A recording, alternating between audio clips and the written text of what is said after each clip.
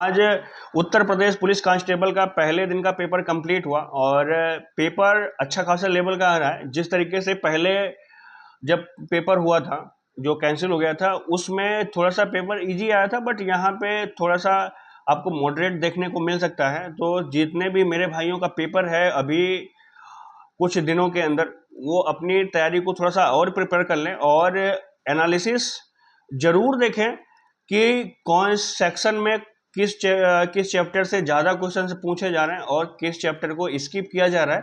वो चीज़ें काफ़ी ज़रूरी हैं कि जिससे कि आपको ये चीज़ें आप डिसाइड कर सकते हो कि किस सेक्शन से क्वेश्चन नहीं आ रहे हैं, वहाँ से हम थोड़ा सा इग्नोर करके चलें, और जहाँ पे क्वेश्चन ज़्यादा पूछे जा रहे हैं वहाँ पे हमें को ध्यान देने की ज़रूरत है।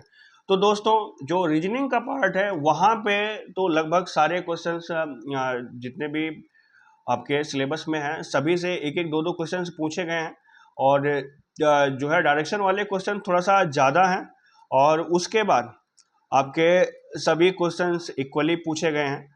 और मैथ में भी सभी सेक्शन को कवर किया है। ओनली एडवांस मैथ जो है, एडवांस मैथ के कह सकते हैं कि जिसमें 2D एंड 3D है, उसमें से कम क्वेश्चन आए हैं, बट अभी जो नेक्स्ट शिफ्ट वगैरह हैं उसमें आने के चांसेस हैं, तो उसको भी थोड़ा सा प्रिपेयर करके चलिएगा। और रेलगाड़ी के क्वेश्चंस काफ़ी 2-3 पूछे गए हैं, और जो एज के अनुपात का क्वेश्चन है वो भी अच्छे खासे 1 या 2 क्वेश्चन पूछे गए हैं। और एग्जामिनेशन में जो कि एक परीक्षा में एक छात्र जो अधिकतम अंक का 20% प्राप्त करता है, वह 5 अंकों से अनुत्तीर्ण हो जाता है। एक अन्य छात्र जो अधिकतम स्कोर का 30% स्कोर प्राप्त करता है और उत्तीर्ण अंकों से 20% अधिक प्राप्त करता है। तो यानी जो क्वालिफिकेशन वाला है क्वेश्चंस, ये भी पूछे गए हैं। और मतलब आप ये ध्यान दे दीजिए कि जितने भी पार्ट पूछे गए हैं वो अर्थमेटिक के ही पूछे गए हैं, और अच्छे खासे क्वेश्चंस तो नहीं कह सकते, बट ये है कि आपके जो अगला पेपर हुआ था उससे ठीक ठाक लेवल का है, और अगर आप अच्छे से अटेम्प्ट करते हो तो लगभग लगभग सारे क्वेश्चन कर जाओगे। 1-2 क्वेश्चंस हैं जो ठीक ठाक लेवल के हैं, अदरवाइज आप पूरी तरीके से कह सकते हो। और बहुत सारे यूट्यूब चैनल्स वाले या फिर जो कोचिंग्स वाले वो बोलेंगे सारा हमारे ही से फंस रहा है, तो ये चीज़ें एक कहने वाली बात है, बट अपने स्तर पे आपको तैयारी करना है, क्योंकि पेपर आपको देना है, किसी और को नहीं। क्योंकि इस पेपर को हल कराने के लिए सभी टीचर्स तो हल करा रहे हैं, अलग अलग मैथ वाले अपने मैथ को, रीजनिंग वाले रीजनिंग को, जीके वाले जीके को, और हिंदी वाले हिंदी अपने सेक्शन को वाहवाही लूट रहे हैं। तो उन सब चीज़ों से दूर रहिए। अब जो चीज़ें आपको करनी है वो आप ही कर सकते हो और कोई दूसरा नहीं कर सकता है। आप ओनली एनालिसिस देखिए कि क्या चीज़ें पूछी जा रही हैं और क्या चीज़ें, नंबर्स ऑफ क्वेश्चंस किसके कितने हैं, उसके बिहाफ पे आप प्रिपेयर कर लो। क्योंकि आपका मोमेंटम अब पढ़ने का नहीं है, ओनली किस चीज़ पे ज़्यादा फोकस देने की ज़रूरत है, बस वहीं पे है। और लास्ट टाइम पे बस माइंड सेट करते हुए उन चीज़ों को सेट करके आप एग्जामिनेशन दो, बेहतर से बेहतर रिजल्ट आएगा। तो अब बात कर लेते हैं मैथ का। तो आप लोगों को बता ही दिया। और सबसे बड़ी चीज़ जो आकृति गिनना है, जिसमें आपके घन के त्रिभुज के गिनने हैं, तो इसमें क्यूब का आया है। तो आप इससे आशा लगा सकते हो कि जितने भी पेपर्स होंगे सब में आपके पूछे जाने वाले हैं आकृति को गिनने के लिए। तो आप लोग अपना तैयार रखिएगा रेक्टेंगल वगैरह को, और साथ साथ आप घन को या त्रिभुज वगैरह को प्रॉपर तरीके से पढ़ के जाइएगा, जिससे कि अगर इसको आता है तो एक क्वेश्चन आपके कंफर्म सही हो जाने हैं। तो इस तरीके से आप अगर चीज़ों को एनालिसिस करोगे तो आपके लिए बेहतर रहने वाला है। और जो है प्रतिबिंब वगैरह जो है अवलोकन करना, वो सारे क्वेश्चंस आए हुए हैं, और त्रिभुजों की संख्या भी आई हुई है। सबसे बड़ी चीज़ है, यहाँ से 2 क्वेश्चंस आए हुए हैं भाई, कि आकृति गिनने से 2 क्वेश्चन आए हुए हैं रीजनिंग में। और जो ब्लड रिलेशन का है वो भी आपके 2 से 3 क्वेश्चंस पूछे गए हैं। और मतलब जो है आपका रीजनिंग ठीक ठाक आई हुई है, मतलब बढ़िया है। अगर आप अच्छे से कर रहे हो तो आपके लिए आराम से हो जाना है। और अब आते हैं हिंदी के पोर्शन में। तो रस में पूछा गया है रस के भी आए हुए हैं और रस में से 2 क्वेश्चंस आए हुए हैं, यानी कि रस आपको अच्छे से प्रिपेयर करके चलना है। और जो है उसके बाद जो वर्णमाला के हैं उसके भी क्वेश्चंस आए हुए हैं, जब 2 व्यंजनों को एक साथ मिलते हैं तो उसे क्या कहते हैं, इसके भी क्वेश्चंस आए हुए हैं। तो वर्णमाला को भी आप लोग तैयार करके रखिएगा। और दूसरी चीज़, आपके साहित्य के भी क्वेश्चंस आए हुए हैं। क्या भूलूं क्या याद करूं, हरिवंश राय की आत्मकथा श्रृंखला का कौन सा भाग है। तो आपको थोड़ा सा ये आपको अटपटा सवाल लग सकता है, क्योंकि ये चीज़ें बहुत सारे लोगों को नहीं पता रहती हैं। तो बट आपको जितनी भी चीज़ें हैं वो प्रॉपर तरीके से प्रिपेयर करके चलना है। और हिंदी साहित्य के जो साहित्य अकादमी पुरस्कार है उसको आप जरूर अच्छे से पढ़ के चलिएगा। उसमें आपको जो पुरस्कार का है उसमें जितने भी पुरस्कार हैं, जैसे मंगला पारितोष पुरस्कार और साहित्य अकादमी पुरस्कार और जो और 2-3 हैं, उनको भी आप अच्छे से प्रिपेयर करके चलोगे तो आपके लिए बेहतर रहने वाला है। क्योंकि 2 क्वेश्चंस आए हुए हैं, जो कि एक क्वेश्चंस है हिंदी साहित्य का अकादमी पुरस्कार का पहला विजेता कौन थे, और दूसरा है 2019 की साहित्य अकादमी पुरस्कार किस रचनाकार को दिया गया था। तो यानी 2 क्वेश्चंस यहाँ से आ रहे हैं। और आपके जो संधि से वगैरह से है, समाज से वगैरह से है, वो सब तो आ ही रहे हैं। तो उन सब चीज़ों को तो आप अच्छे से प्रिपेयर ही करके रखे होंगे, और मैं कॉन्फिडेंस से कह सकता हूँ कि आप लोग अच्छा परफॉर्म करेंगे यहाँ पे। बट चीज़ों की देखने की ज़रूरत है, कहाँ पे हमें ज़्यादा फोकस करने की ज़रूरत है। क्योंकि अभी आपने देखा होगा साहित्य अकादमी पुरस्कार में सन को भी पूछ रहा है। तो अभी जितने भी मेरे भाई हैं, क्योंकि सन याद करना थोड़ा सा टिपिकल होता है, बट अगर आपको अच्छे से नंबर कंफर्म करने हैं तो ईयर को भी याद कर लीजिएगा कि किस सन में किसको जो है मिला हुआ है। आप कोशिश ये करिएगा लास्ट के 10 साल के इधर और लास्ट के 10 साल के उधर, जो मतलब स्टार्टिंग के 10 साल के हैं और एंड के 10 साल के हैं, उनको जरूर प्रिपेयर करके रखिएगा। क्योंकि मैक्सिमम चांसेस 90% यही होता है कि वहीं से पूछने वाला है।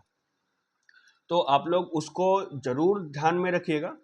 और वचन वगैरह के भी क्वेश्चन पूछे गए हैं, और साहित्य के क्वेश्चन जो है 3 से 4 क्वेश्चन है। प्रेम सागर के रचनाकार को भी पूछा गया है, यानी 2 से 3 क्वेश्चन ये हो गए। और समास के भी 2-3 क्वेश्चंस हैं। तो मतलब अच्छा है कि मतलब ज़्यादा इधर उधर से कोई क्वेश्चन नहीं। अगर आपने अच्छे से पढ़ा है तो प्रॉपर तरीके से आपका हिंदी हो जानी है। और मैथ का थोड़ा सा ठीक ठाक क्वेश्चन है, अगर मॉडरेट, इसीलिए मैंने बोला कि आपके पेपर जो पहले आया था उससे थोड़ा सा ठीक ठाक है।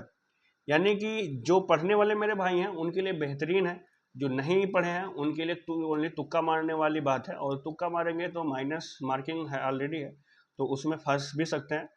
तो ये जान के रखो कि आपके लिए अच्छा पेपर है। जिन्होंने अच्छे से पढ़ाई करी है, जिन्होंने अच्छे से पढ़ाई नहीं करी है, उनके लिए तो क्या ही कह सकते हैं। और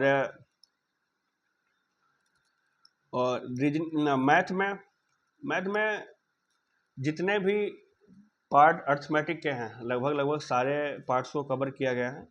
और रीजनिंग का भी वही है कि जितने भी पार्ट्स हैं लगभग 1 या 2 क्वेश्चन सभी से पूछे गए हैं, और उसको प्रॉपर तरीके से प्रिपेयर करके रखिएगा। और क्वेश्चंस ज़्यादा हार्ड नहीं है, अगर आपने अच्छे से पढ़ाई करा है और थोड़ा सा दिमाग लगाओगे तुरंत ही आंसर निकल जाने हैं। तो बिल्कुल टेंशन लेने वाली बात नहीं है। आप लोग जम के पेपर दो, और बेस्ट ऑफ लक जिनका पेपर आने वाला है और जिनका पेपर हो चुका है, वो आशा करते हैं कि बहुत ही अच्छा पेपर गया होगा। और कमेंट में ज़रूर बताइएगा कि पेपर कैसा हुआ, और आपने पेपर में क्या क्या चीज़ें थी वो चीज़ें ज़रूर बताइएगा। और बात कर लेते हैं जीके के पार्ट को।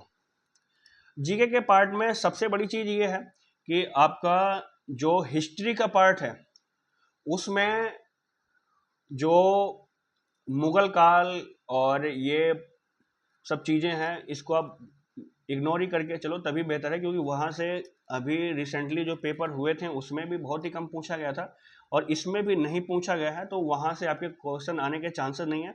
जो मॉडर्न हिस्ट्री है वहाँ से 1-2 क्वेश्चन आ सकते हैं, और जो वैदिक काल वगैरह हैं वहाँ से भी क्वेश्चन, एक आध क्वेश्चन बन सकते हैं। बट अभी जो पेपर था उसमें तो वैसे आया नहीं है उसमें आपके जो है आपके उपयोगकर्ता के बीच लगातार संचार को प्रोत्साहित करने के लिए किस सोशल मीडिया प्लेटफॉर्म को स्ट्रिस नाम नाम सुविधा है, और पल्लव राजवंश की राजधानी कहाँ कहाँ से स्थित है। यानी कि जो आपके मॉडर्न हिस्ट्री है उसी में से पूछे गए हैं, और आपके फाइनेंशियल वित्तीय स्थिरता बोर्ड एफएसबी क्या करता है, या मतलब कि आपके फाइनेंशियल जीएसटी के बारे में पूछा गया है, और कौन सी रेखा फ्रांस और जर्मनी के बीच है, ये भी पूछा गया है। तो यानी कि आपको जो भूगोल की चीज़ें हैं उसको भी थोड़ा सा देखने की ज़रूरत है। और डीजीएफटी किस मंत्रालय के अंतर्गत आता है, ये भी पूछा गया है कि मंत्रालय वगैरह को भी पूछ रहा है। तो आपको यहाँ से भी पढ़ने की ज़्यादा ज़रूरत है, क्योंकि यहाँ से पढ़ो कि जहाँ से आपके क्वेश्चन बचने के चांसेस अच्छे खासे हों, क्योंकि टाइम अब वेस्ट करने से फ़ायदा है नहीं। आप इधर उधर की चीज़ों पे ध्यान दोगे कि कौन सी एनालिसिस कौन करा रहा है, वहाँ से कोई फ़ायदा नहीं। आप मेन एनालिसिस देखो क्या क्या चीज़ें आ रही हैं, और उस चीज़ को ज़्यादा फोकस करके उस सेक्शन को, जैसे क्या है कि अभी मंत्रालय के बारे में एक पूछा है, तो कोशिश ये रहे कि हमें जो नेक्स्ट पेपर के लिए हम पूरी तरीके से प्रिपेयर रहें कि जो भी मंत्रालय वगैरह आएगा उसको हम प्रॉपर तरीके से क्वेश्चन को अटैम्प्ट कर लेंगे।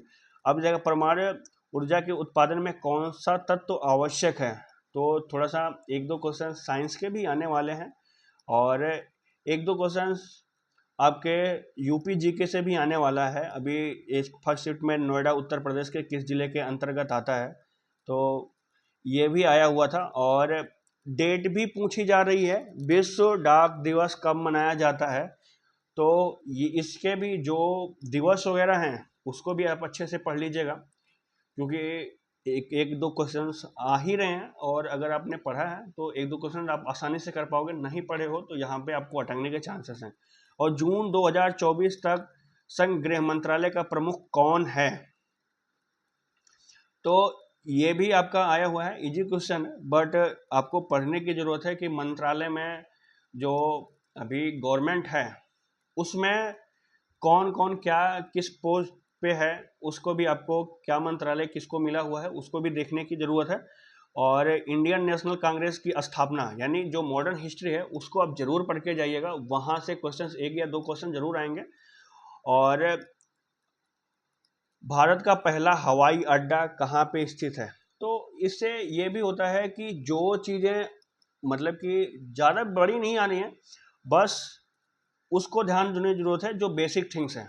बेसिक थिंग्स का मतलब क्या है कि पहला हवाई अड्डा क्या है, और जो इससे रिलेटेड जितनी भी चीज़ें हैं, हवाई अड्डे से नहीं कि मतलब कि जितने पहला है ये है वो, उसको ज़रूर आप लोग देख के जाइएगा, जिससे कि आपको यहाँ की एनालिसिस से, यानी कि जो अभी पेपर हो रहे हैं उसके बाद जो पेपर होने वाला है उसमें आपको बेनिफिट मिल पाए, कि आप जो ये पेपर हुआ है, जो मेरे भाई कुछ मान लो बाई चांस गलती कर दिए हो, वो आपसे ना हो, आप उनसे थोड़ा सा बेहतर इम्प्रूव कर पाओ।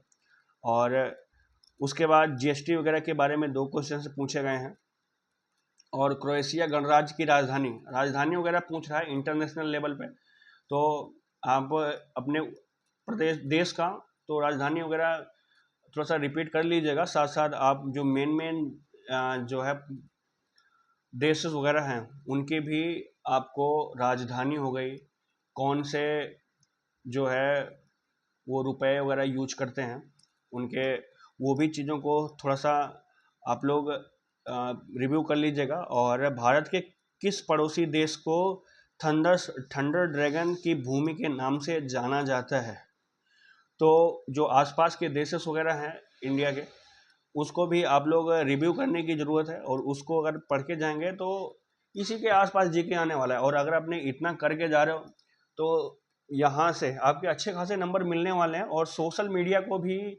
जो है कवर किया है, तो सोशल मीडिया के भी क्वेश्चंस आए हुए हैं, और क्वेश्चंस संविधान के भी आए हुए हैं। भारतीय संविधान में कौन सा भाग राज्य के नीति निर्देशक सिद्धांतों से संबंधित है, और पुस्तक ए लाइफ मिस स्पेंड किसके द्वारा लिखी गई है, उसके भी क्वेश्चंस आए हुए हैं, यानी कि जो पुस्तक वगैरह है उसके भी क्वेश्चंस आए हुए हैं, तो प्रॉपर तरीके से आपको देखने की ज़रूरत है।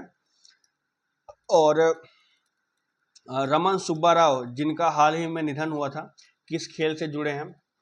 तो जो करंट अफेयर्स के 2 से 3 क्वेश्चन मिले हैं, यानी कि आपको जो भी करंट के 2-3 महीने की चीज़ों का है, यानी लास्ट के 6 मंथ का करंट अफेयर्स को भी अच्छे से रिव्यू करके जाना है। और आपके भूगोल की चीज़ें आ रही, मतलब कि ओवरऑल कवर कर रहे हैं आपको।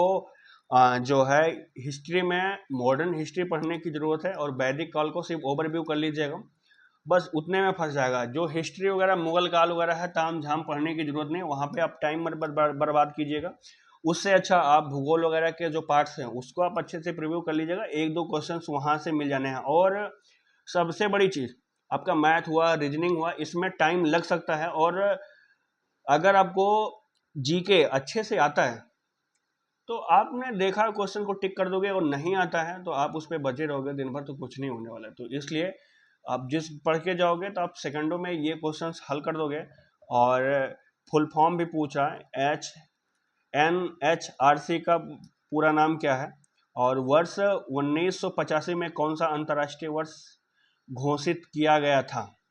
तो मतलब कि आपके जो पहले भी डिस्कस किया, 2 क्वेश्चंस हो गए आपके, उसके जो डेट वगैरह पूछ रहे हैं, और हो गया BRI का पूरा नाम, यानी 2 क्वेश्चंस हो गए। जो फुल फॉर्म नाम के पूछ रहे हैं वो 2 क्वेश्चंस हो गए। तो यहाँ से आपको गैस हो जाएगा कि क्या क्या पूछा जा रहा है, और क्या कैसे हमें आगे की रणनीति बना के पेपर देना है। पहली बार राष्ट्रीय कृषि नीति कब घोषित करी गई थी? 3 क्वेश्चंस हो गए हैं। अफ्रीका के आर पार दौड़ लगाने वाले पहले व्यक्ति कौन है? और भारतीय कृषि अनुसंधान संस्थान में भारत से संरक्षित बासमती किस्मों की खेती के लिए किस देश के खिलाफ कानूनी कार्रवाई की मांग करी गई है? और कौन सा भारतीय राज्य अपनी अनूठी वारमली चित्रकला के लिए जाना जाता है? चिकनकारी एक पारंपरिक कढ़ाई है जिसके लिए उत्तर प्रदेश के किस राज्य को जाना जाता है? ये तो आप जानते ही हो। महासागरीय अम्लीकरण का प्राथमिक कारण क्या है? तो ये सब नॉर्मल जीके के क्वेश्चंस हैं, और इनको आप लोग प्रीव्यू करके अंदाज़ा लगा सकते हो कहाँ से हमें पढ़ने की ज़रूरत है और कहाँ नहीं। तो आप लोगों ने पूरा प्रीव्यू कर ही लिया होगा, और ज़रूरत ये है कि जितने भी सेक्शंस हैं उनका रिव्यू करते हुए आप पेपर दीजिए, और कॉन्फिडेंस रहते हुए, क्योंकि अब डिमोटिवेट होना या किसी चीज़ को कि हार्ड आ रहा है, ये हो रहा है, वो हो रहा है, उन सब चीज़ों को छोड़ो। जो आपने तैयारी करी है और जो आपने इसका रिव्यू कर रहे हो उसके बिहाफ पे पढ़ के पेपर दो, और पेपर अच्छा जाएगा। और अगर आपने रिव्यू करके किसी चैनल या ताम झाम से बच के आपने पेपर दिया, तो आपके 4 से 6 क्वेश्चंस इससे अनुमान लगा के आपने 2-4 दिन पढ़ाई कर लोगे तो और बेहतर होने के चांसेस हैं। तो टेंशन बिल्कुल भी मत लो। जो भी पेपर अब नेक्स्ट मेरे भाइयों का है, रिव्यू करके पेपर दें प्रॉपर तरीके से, और डेली आपको यहाँ से रिव्यू मिलने वाला है। कल से हम कोशिश करेंगे कि जितने भी मैथ के क्वेश्चंस हैं, सारे नहीं, एक एक क्वेश्चन जिस भी टाइप के हैं हम आपको हल कराएंगे, और कुछ स्पेशल मेथड भी बताएंगे किस तरीके से क्वेश्चंस को अटेम्प्ट करना है वहाँ पे, क्योंकि बहुत सारे मेथड ऐसे होते हैं कि आपको क्वेश्चंस को देखा नहीं, आपने एक ही लाइन में क्वेश्चन को हल कर देना है, क्योंकि टाइम काफ़ी इंपॉर्टेंट है कि आपको इतने टाइम में 150 क्वेश्चन को हल कर पाना आसान काम नहीं होता है। बहुत मेरे भाई ऐसे हैं जो तो पेपर देते हैं, मॉक टेस्ट वगैरह अच्छा खासा देते आ रहे हैं, उनके लिए तो ज़्यादा बड़ी बात नहीं है। बट जिन्होंने मॉक टेस्ट वगैरह नहीं दिया है, वो सारे क्वेश्चन मैं दावे के साथ कहता हूँ अटेम्प्ट भी नहीं कर पाएंगे। तो टेंशन मत लेना, प्रॉपर तरीके से तैयारी करना, एंजॉय लेते हुए, और रिव्यू मैंडेटरी है जितने दिन पेपर हो, क्योंकि अभी पहले दिन का जो पेपर हुआ है उसके बाद दूसरे दिन में क्या चेंजेस हो रहे हैं उन चीज़ों को इवेल्युएट करते हुए जो थर्ड डे पेपर है, क्योंकि पेपर बनता है सेट वाइज, वो उसके हिसाब से क्वेश्चंस को सेट करते हैं कि हमें क्या क्या चीज़ें इसमें रखें, क्या दूसरे में रखने वाले हैं। तो उससे ओवरव्यू मिलता चला जाएगा, और आप अगर प्रॉपर एनालिसिस कर रहे हैं तो लास्ट में जिसका पेपर है या जिनका आप अब से पेपर होने वाला है वो पहले से थोड़ा सा बेहतर करके आएंगे, इतना वादा करते हैं। और बने रहिएगा, चैनल को सब्सक्राइब कर लीजिएगा। अगर वीडियो अच्छी लगे तो लाइक जरूर करिएगा। थैंक यू मेरे भाइयों।